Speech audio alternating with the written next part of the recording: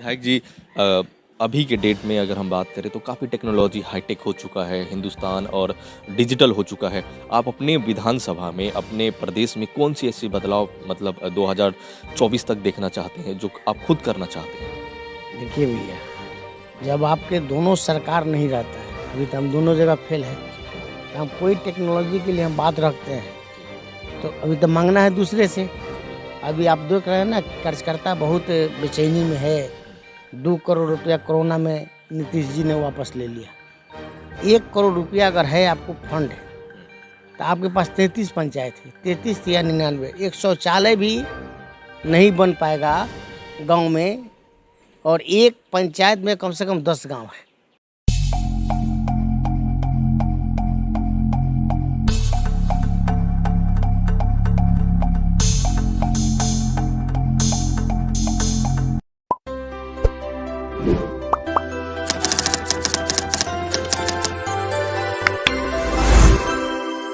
सड़क बन जाएगा, बिजली बन जाएगा, लग जाएगा, पुल बन जाएगा, कटाव का बहुत बड़ा काम होगा। और हॉस्पिटल परसा, दरियापुर, अनेकों छोटा छोटा हॉस्पिटल जो एडिशनल पीएससी है।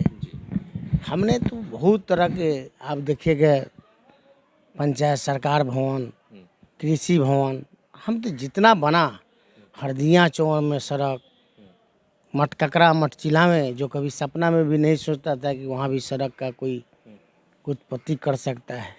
सारण तटबंध पर मंगरपाल छरकी पर सड़क, और आप कोठियाँ जो जल जमाव से रहता था, वहाँ 4 पुल एक गांव के लिए। तो हम तो अनेकों काम हम अपने मनसा ठाने थे कि जो पिछड़ा है, माही नदी के तटबंध पर सड़क, माही नदी के तटबंध पर पुल, हमने तो अनेकों काम किया। ऐसा नहीं है कि, और कोई गांव ऐसा नहीं है कि जो रोड से वंचित रहा, बिजली से वंचित रहा।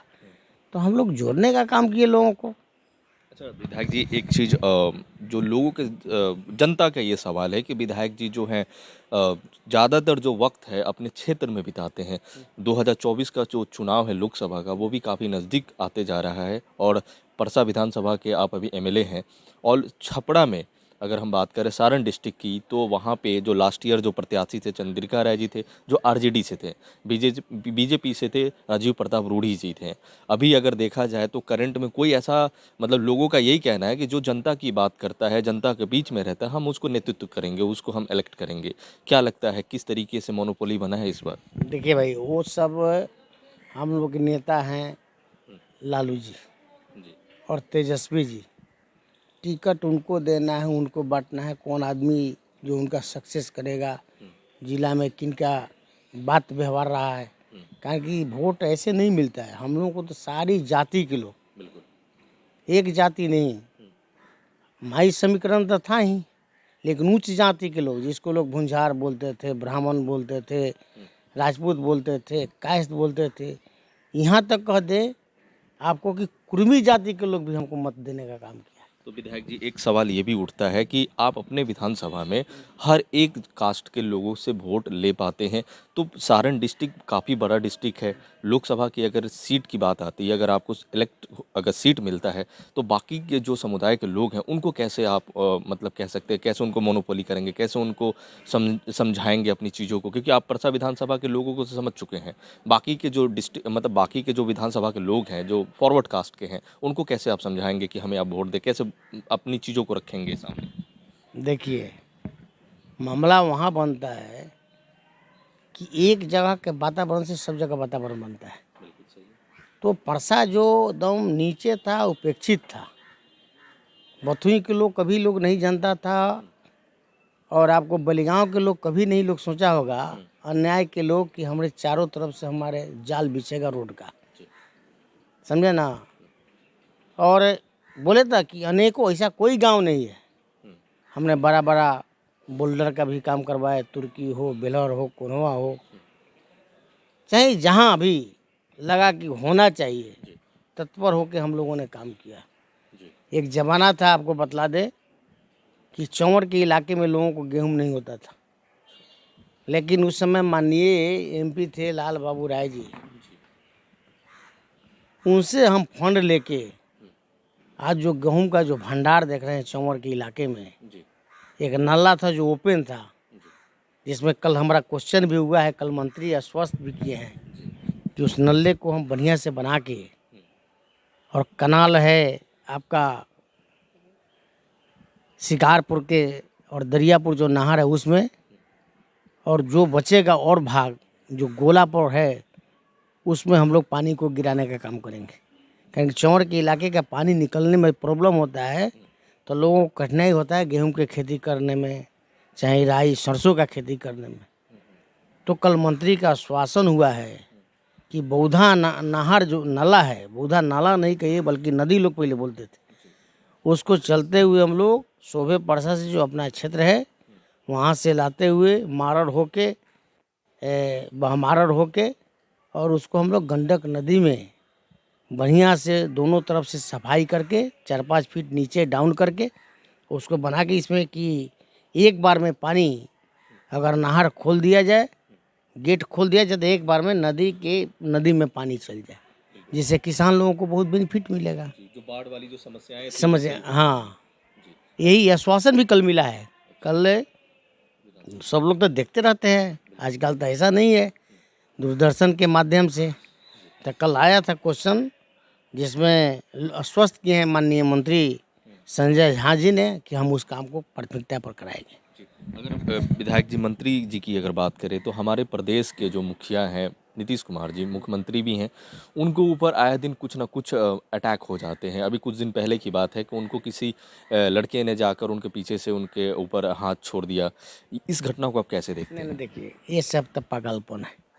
वो माननीय बिहार के मुख्यमंत्री है, कोई पगला किसी पर कुछ बोल दे, कुछ कर दे तो हम उसको अच्छा नहीं मानते।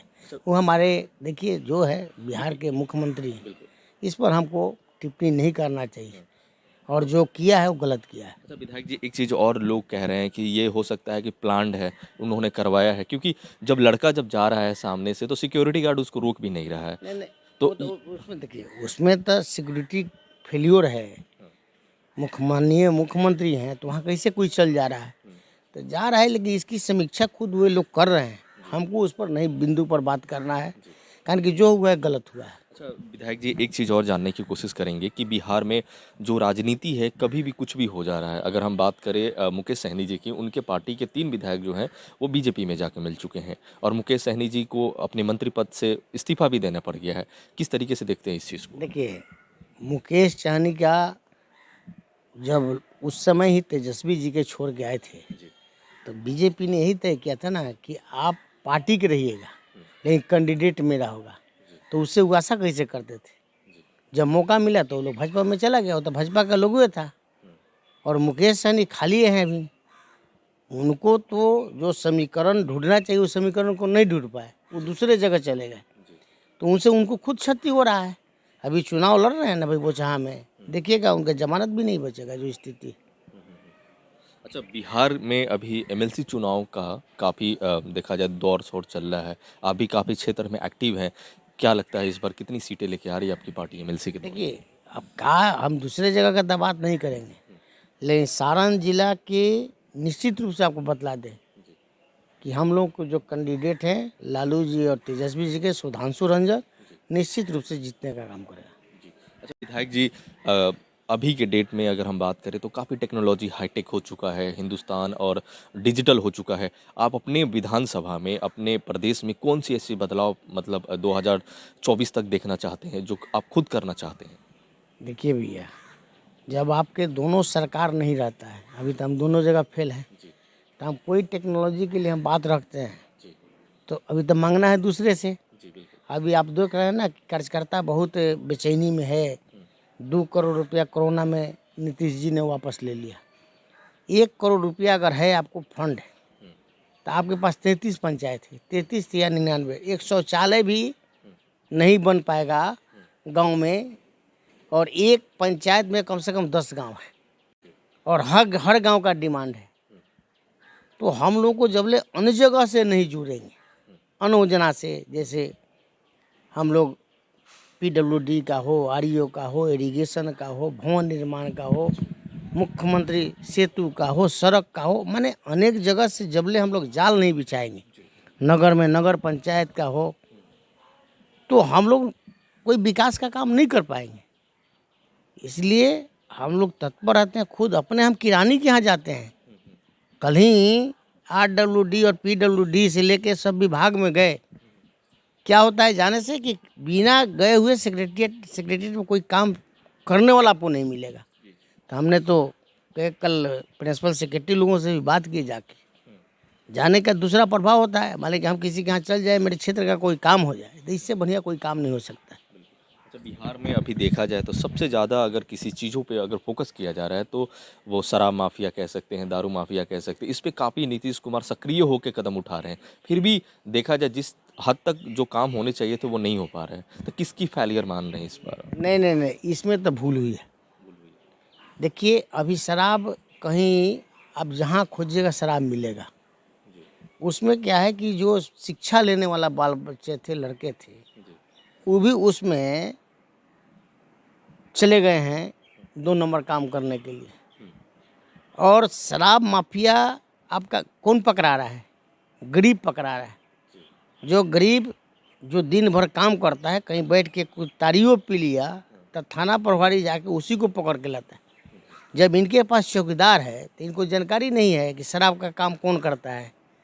तो एक दिन में चाहते तो शराब माफिया, मुख्य रूप से जो शराब माफिया था उसको खोज लेते, लेकिन शराब माफिया तो थाना पर बैठता है, कारण कि वो थाना प्रभारी को पैसा देता है। तो देखिए, ये तो जेल कौन गया है? जेल गया है गरीब आदमी, जिसके पास वो तो स्टेटमेंट भी आया है माननीय मुख्यमंत्री जी का कि उसमें गरीब, और कोर्ट भी देख रहे हैं, बोल रहा है कि भाई दूसरा कोई काम नहीं है और गरीब पकड़ा के बेचारा फटेहाल है, कुछ नहीं है। हम तो देखते हैं अपने गांव के बगल में पासी लोगों का घर है, रोज पासी के यहाँ छापा पड़ता है। वो तारी बेचता है,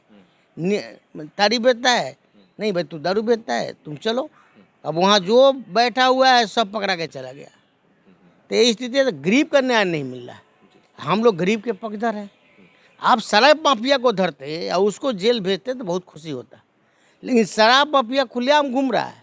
शराब माफिया को नहीं पकड़ रहे हैं किसको? गरीब को।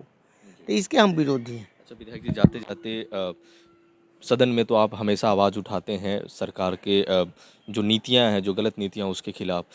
आज डिजिटल प्लेटफॉर्म के जरिए आप कौन से ऐसे 5 बिंदुओं पर सेंट्रल और स्टेट की सरकार से बात कहना चाहते हैं जो सबसे पहले होना चाहिए आपके हिसाब से? देखिए भाई, हम लोग तो तत्पर हैं।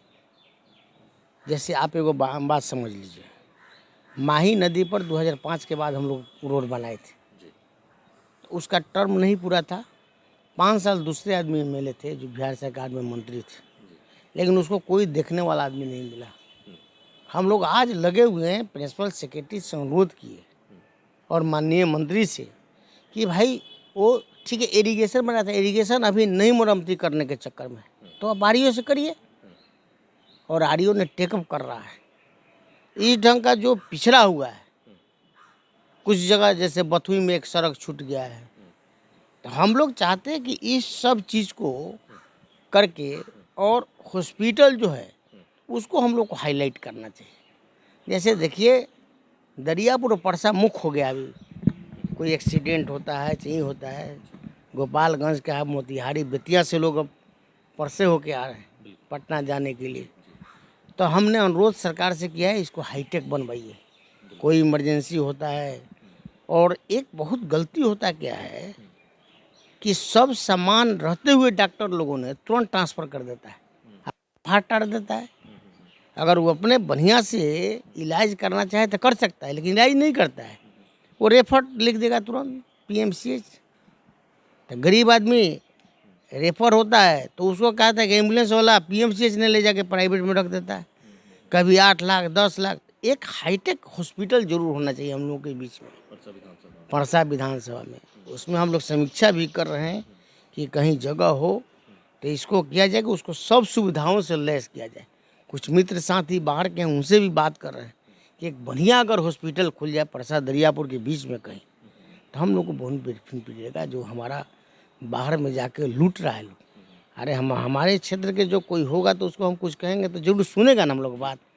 और पटना में कहते कहते बेचारा के 7 लाख का बिल हो जाता है, कोनो के 10 लाख हो जाता है, कोनो के 15 लाख हो जाता है। हम लोग काम करना चाहते, कहते हैं हाँ 5-10 हज़ार कम कर देते हैं। अरे गरीब है तो 5-10 हज़ार से उसको क्या होगा, क्या वो 5 हज़ार देने में मजबूर है, उसको 5 लाख का बिल है। यही हम चाहते हैं कि एक हाईटेक हॉस्पिटल का निर्माण कहीं हो और किन्हीं के द्वारा हो। हाँ, बट होना चाहिए। चलिए, बहुत बहुत शुक्रिया विधायक जी, इंडियन न्यूज़ हब से बात करने के लिए बहुत बहुत शुक्रिया। चलिए भाई, धन्यवाद आपको, ऐसा ही करते रहिए, आते रहिए। हम लोग आपको भी चाहते हैं कि ऐसा बिंदु को रखिए। बिंदु रखने से क्या होता है कि जनता में मैसेज आता है कि हमारे विधायक सोए हुए हैं कि काम करते हैं। तो हम लोग ने तो काम जनता में किया है, लेकिन वही फंड वाला नहीं बतला दिया आपको। नहीं, फंड वाला जो बतला है कि 1 करोड़ रुपया में 33 पंचायत में एक शौचालय भी 3 लाख रुपया से नहीं बना सकते। 33 या 99 यही ना हुआ, 1 करोड़ बने 3 लाख। वही हम लोग को बहुत मजबूरी है, या तो ख़त्म करे, नहीं तो 10-5 करोड़ करे कि कुछ कार्यकर्ताओं को दें का कि श्री घाट बनावे, छठ घाट बनावे, चाहे जो समुदाय के हो। क्या हम लोग मुस्लिम समुदाय, अल्पसंख्यक समुदाय में बहुत सी सरकारें हैं, वो भी कुछ हो। मान लें कि 2 विद्यालय अगर बन जाएगा, हमने कहा है कि हुकराहा में, फुर्सतपुर में, हाँ, हमने आपके यहाँ भी बेला में, हम कुछ बथुई में, अन्याय में बहुत जगह आश्वासन दिए हैं। तो हम बात के बहुत धनी और पक्के होते हैं, जो बोल देते हैं उसमें हम कोई टार नहीं सकता है। जैसे पैसा जाएगा, पैसा आ रहा है, पहले वो सब पैसा वहीं जाएगा। चलिए, बहुत बहुत शुभकामनाएं और जल्द से जल्द ये काम हो जाए। Thank you so much. धन्यवाद भाई।